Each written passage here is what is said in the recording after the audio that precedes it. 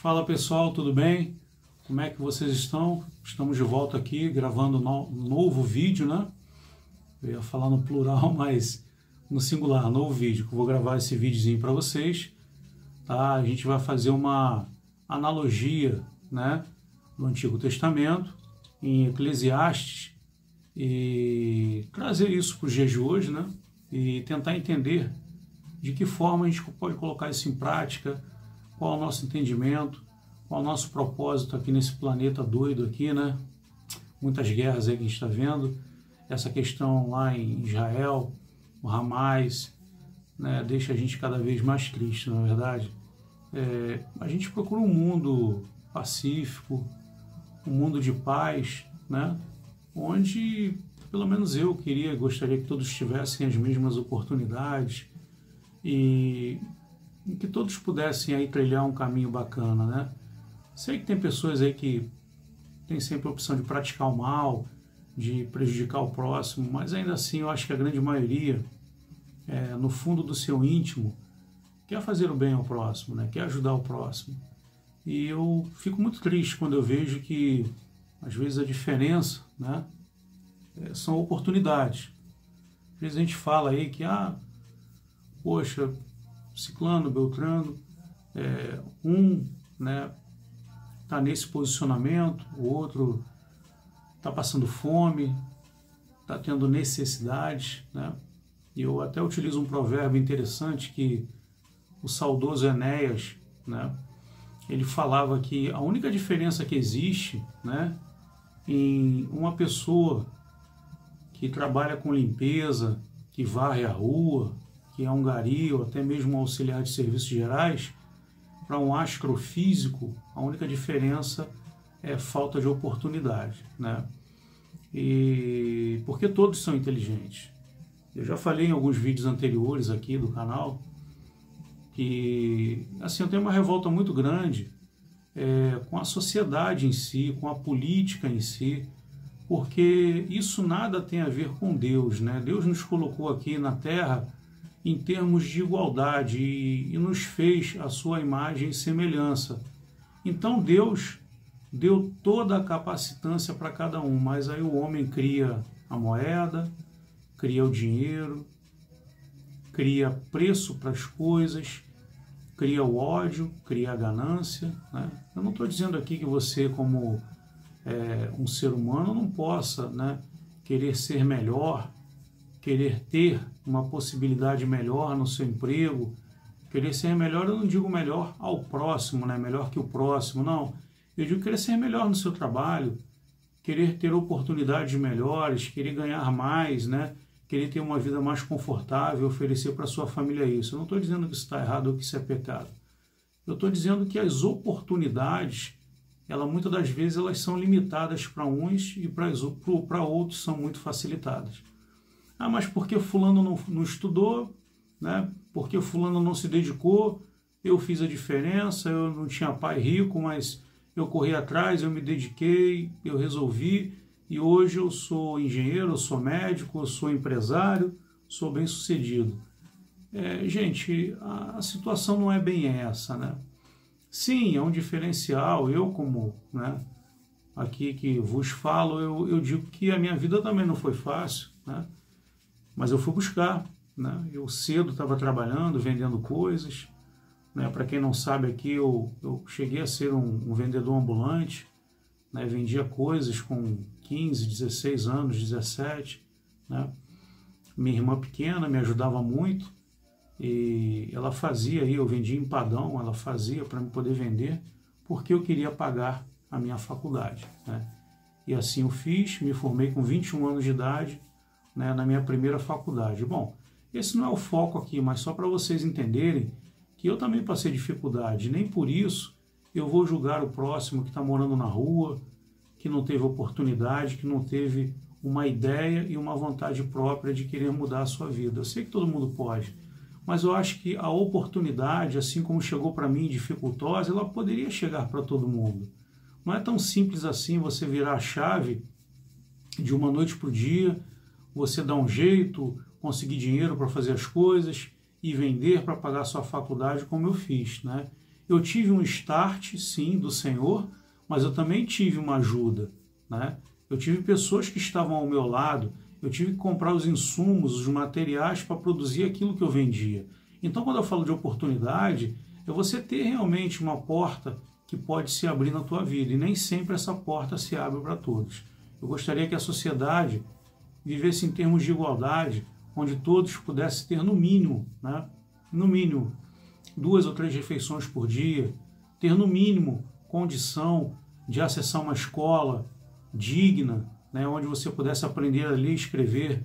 É um absurdo, né? A gente falar que não tem mais analfabetismo no nosso país. Menos verdade.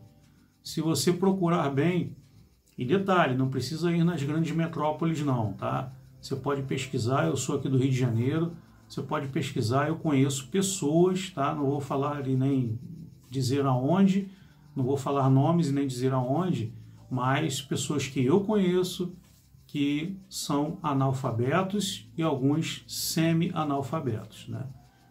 Na grande Rio de Janeiro. E acho que assim também não é diferente em São Paulo, como em Brasília e outras metrópoles aí. Então, não é bem essa realidade que o governo coloca, dizendo que não existe analfabetismo. Existe muito.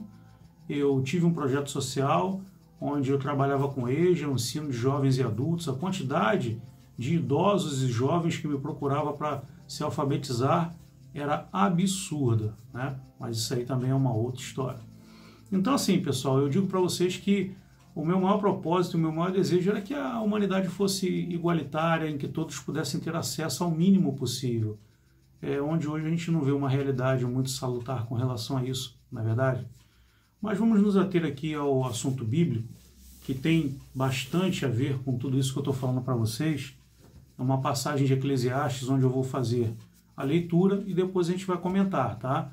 O Antigo Testamento, e vou fazer uma analogia aí aos dias de hoje, para que nós pudéssemos aí, para que nós possamos, né, melhor dizendo, né, compreender de uma forma mais salutar, mais compreensível, e que possa ajudar você aí que está querendo, né, não tem vontade de ler a Bíblia. Eu até recomendo, leia. A leitura é algo muito bacana e estimula o teu cérebro, né? E você vai acabar que você lendo bastante, você acaba se pronunciando melhor, falando melhor, né? A leitura, ela além de enobrecer o homem, ela faz com que o teu cérebro trabalhe de uma forma mais completa, e a parte da literatura te leva a uma compreensão melhor e uma dialética melhor, né? Uma conversação melhor. A cultura é importante, mas mesmo assim aqueles que não gostam de ler ou têm dificuldade da leitura, né? A gente tem aí algumas pessoas que realmente não gostam, né? Pode acompanhar o nosso canal. Eu estou pegando uma sequência aí do Antigo Testamento para o Novo, e a gente está fazendo aí comparações e analogias aos dias de hoje, tá? Não estou querendo dizer que a minha verdade é a verdade de todos, mas eu espero que as pessoas possam compreender de uma forma melhor aquilo que está sendo passado na Bíblia e transformar isso em bondade e amor, né, ao próximo, tá bom? Pegando meu óculos aqui, vamos fazer a leitura. Gente, ó, tá em Eclesiastes 6:4. Quem quiser aí acompanhar, Eclesiastes 6:4, tá? Parágrafo 7. O valor da sabedoria. Olha aí, o título já é importantíssimo. O valor da sabedoria, né? Eu fiz um vídeo aqui só explicando para vocês o que significa a inteligência e a sabedoria, que tem muita gente que confunde, né? Não, o camarada é inteligente, ele é sábio, nem sempre. Nem sempre quem é inteligente é sábio e quem é sábio é inteligente. Então, uma coisa não tem nada a ver com a outra. Tem a ver com questões do dia a dia, do cotidiano da vida, do profissionalismo, daquilo que você busca, daquilo que você gosta de fazer. Porque você pode ser sábio em várias situações. Você não precisa ter conhecimento, tá, em todas as áreas para se tornar uma pessoa sábia, né?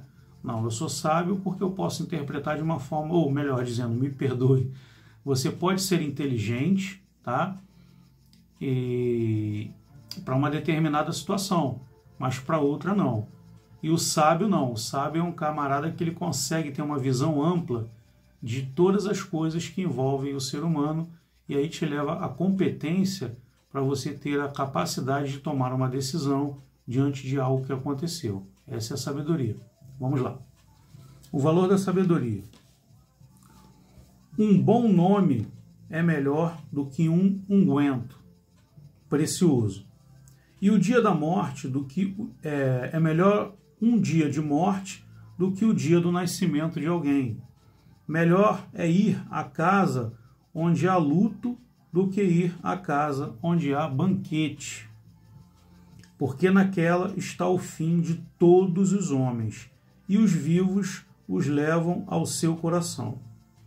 A tristeza é melhor do que o riso, porque com a tristeza do semelhante se melhora o coração.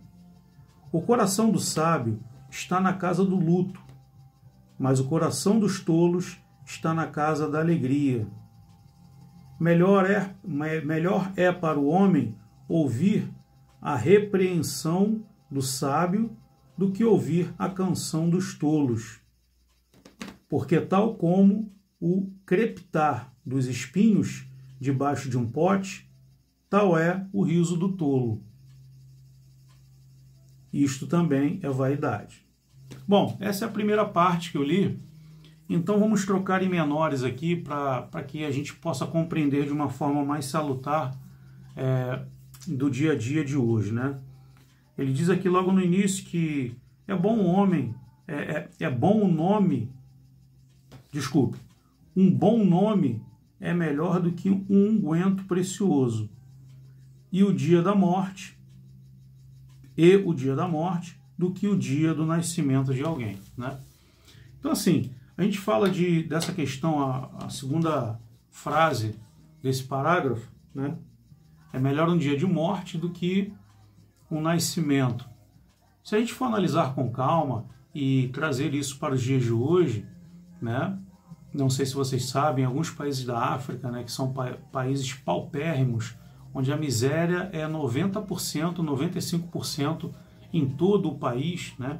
Onde a gente vê crianças morrendo de fome, ou algo que, assim, a ONU falou algum tempo atrás que o índice de crianças morrendo com fome, né, tinha aumentado no mundo todo, principalmente na África. Então, num país como esse, tudo é uma questão de referencial.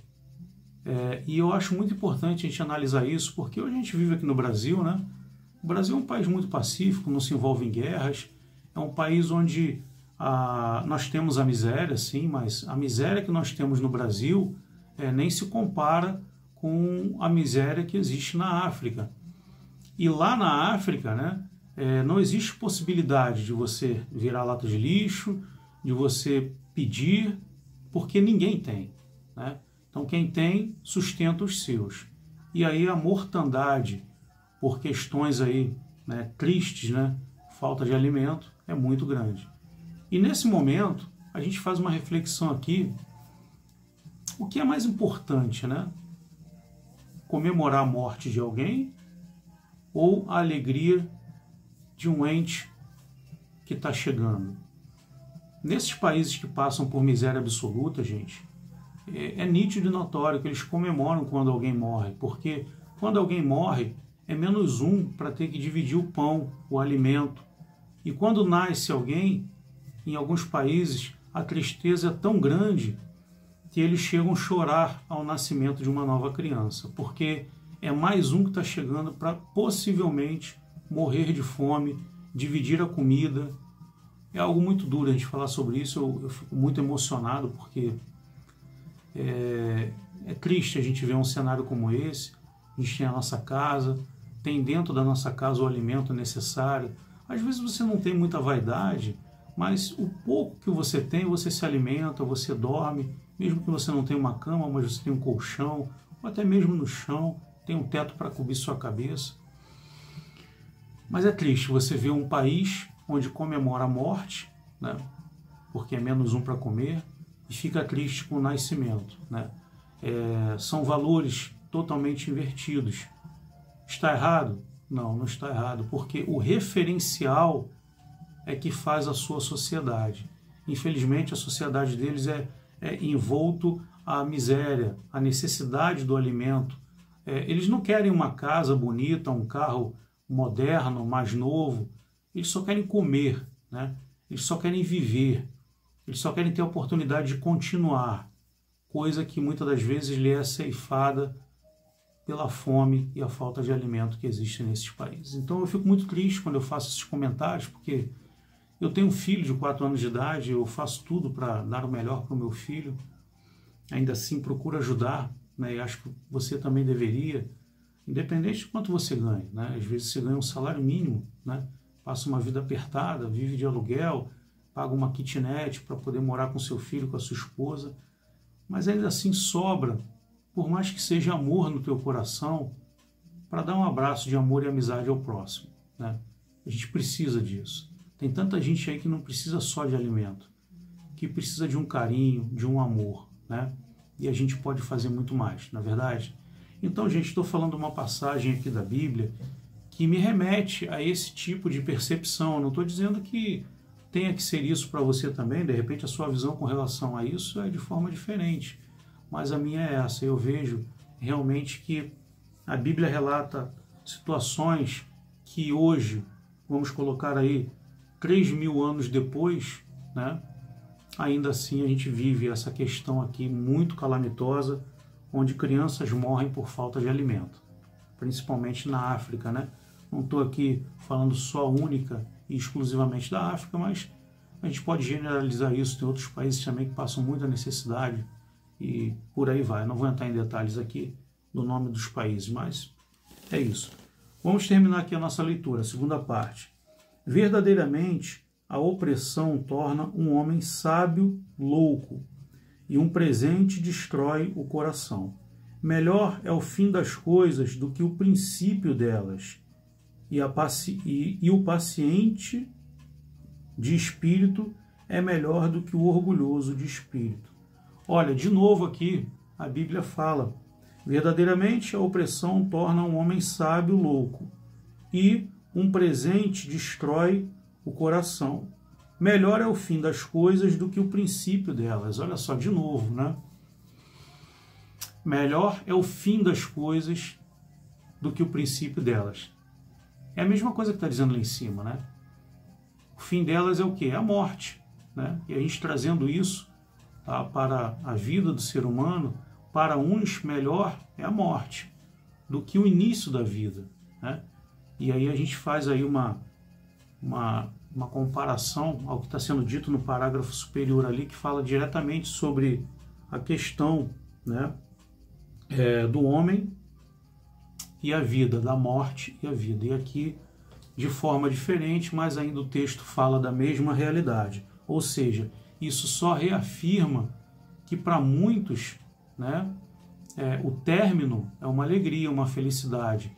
E eu não vou fazer só menção à questão da fome na África e alguns países necessitados. Vou fazer menção aqui também para muita gente que chega ao término da vida com uma sensação de dever cumprido e aí está idoso, está no finalzinho e vê que no pior momento da vida dele, com relação à saúde e tudo, aí o filho vai lá, coloca esse idoso num asilo e o deixa apodrecer lá até o término. Então, para esse idoso, ele pede muito o quê? Eu prefiro ir logo. Eu prefiro terminar aqui do que passar o que eu estou passando. Porque triste e muito ruim é para um pai e para uma mãe, para um avô, para uma avó, que deu alegria ao seu filho, que pegou no colo, que fez cosquinha na barriga, que brincou de noite antes de dormir, que deu muito beijo, que amou, que cuidou, que levou pela infância, pela juventude, diante das suas próprias necessidades e tornou essa criança um adulto consciente, coerente, e ainda assim esse adulto toma decisões quando esses pais voltam e retornam à infância, se tornando crianças de novo, né? Quando você era criança, quando eu era criança, quando você era criança, a gente não tinha noção das coisas. Eu não me lembro aqui das coisas que eu fazia com 3 anos de idade, com 4. Eu não me lembro. Eu só me lembro a partir dos 6, 7. Então, até os meus 6 anos de idade, meu pai e minha mãe me deram a direção, cuidaram de mim, limparam, né? Me limparam quando eu fazia minhas necessidades na fralda, né? Quando eu urinava, quando pequeno, Quando eu falava besteira, eles me corrigiam, né? E assim é o ciclo da vida, né? A gente envelhece e volta a ser criança. Só que quando a gente volta a ser criança, com uma idade elevada, com 80 anos de idade, o mínimo que você espera é que seus filhos cuidem de vocês como vocês cuidaram dos seus filhos. E aí muitos, não estou aqui generalizando, mas muitos, com as atribulações da vida, os compromissos, vou botar meu pai e minha mãe ali no asilo, e deixa de entender que quando mais ele precisou, o pai e a mãe deu amor, carinho, deu beijo e abraçou.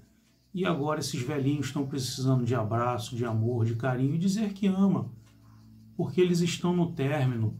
Vamos fazer com que 1 minuto da vida deles venham a valer 1 hora, 1 dia, 1 ano. Vamos fazer com que cada minuto se torne essência fundamental para que eles possam ir em paz. Porque eu acredito, sabe, eu acredito no poder de Deus e que nada acaba por aqui. Isso aqui é só matéria, o Espírito ele continua e que um dia estaremos juntos de novo, na vontade do Senhor. Então, gente, vamos amar mais o idoso. Mas o meu pai não foi bom para mim. Poxa, mas porque o teu pai não foi bom para você, você tem que ser ruim para ele? Ele te trouxe até aqui com todas as dificuldades, né? Então a gente não deve pagar da mesma moeda, porque a semente que a gente planta é o que a gente vai colher.